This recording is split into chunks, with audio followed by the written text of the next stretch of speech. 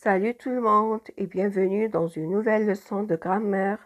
Aujourd'hui, on va étudier la cause. Les objectifs de cette leçon sont reconnaître les expressions de cause et savoir les employer.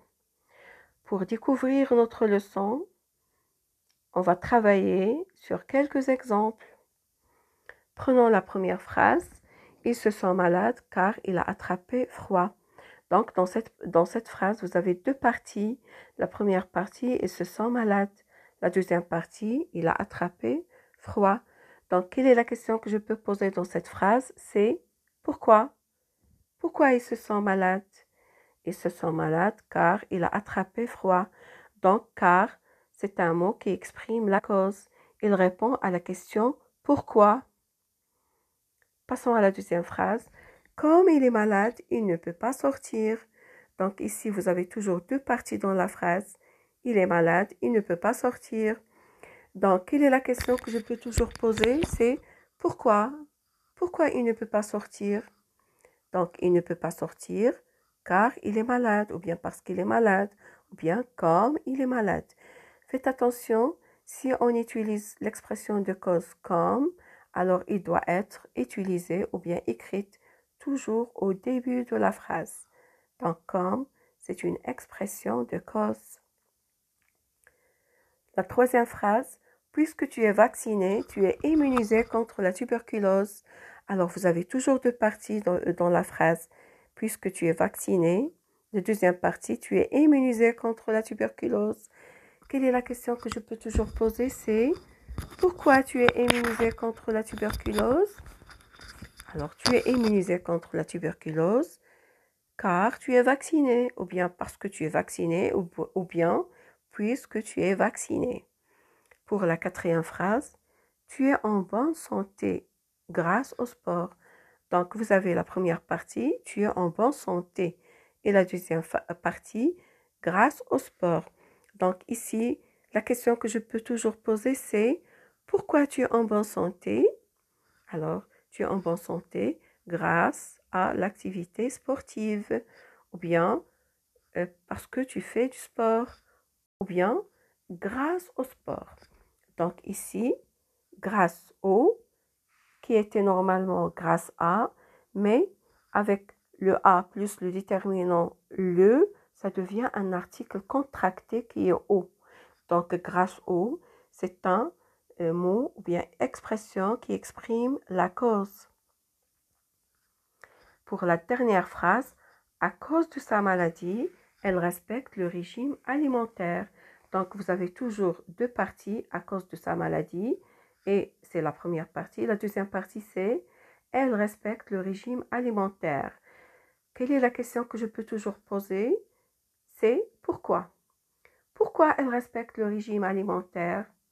Alors, elle respecte le régime alimentaire à cause de sa maladie. Donc, l'expression à cause de exprime la cause. Alors, je vais encore revenir à l'expression grâce au. Donc, grâce au, vous remarquez que grâce au est suivi d'un nom qui est sport. Aussi, pour le mot, ou bien l'expression à cause de, il est toujours suivi d'un nom. Donc, à cause de plus nom. La même chose grâce à ou bien grâce au plus un nom.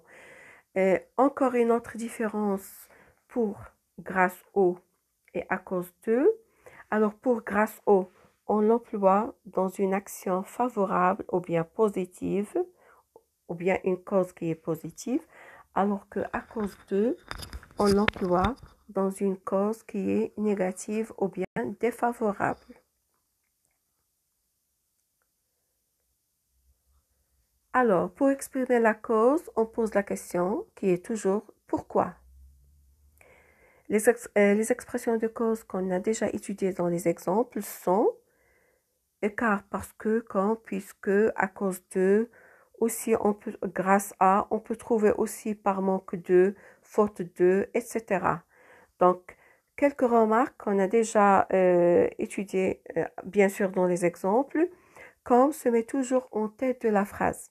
Donc, faites attention, comme doit être utilisé toujours au début de la phrase, pas au milieu comme dans le cas de la comparaison. Donc, dans la comparaison, comme s'utilise au milieu de la phrase, alors que dans l'expression de cause, comme doit être au début de la phrase. Donc, à cause de, par manque de, faute de, s'emploie pour une action défavorable ou bien négative. Exemple, tu es absent à cause de ta maladie.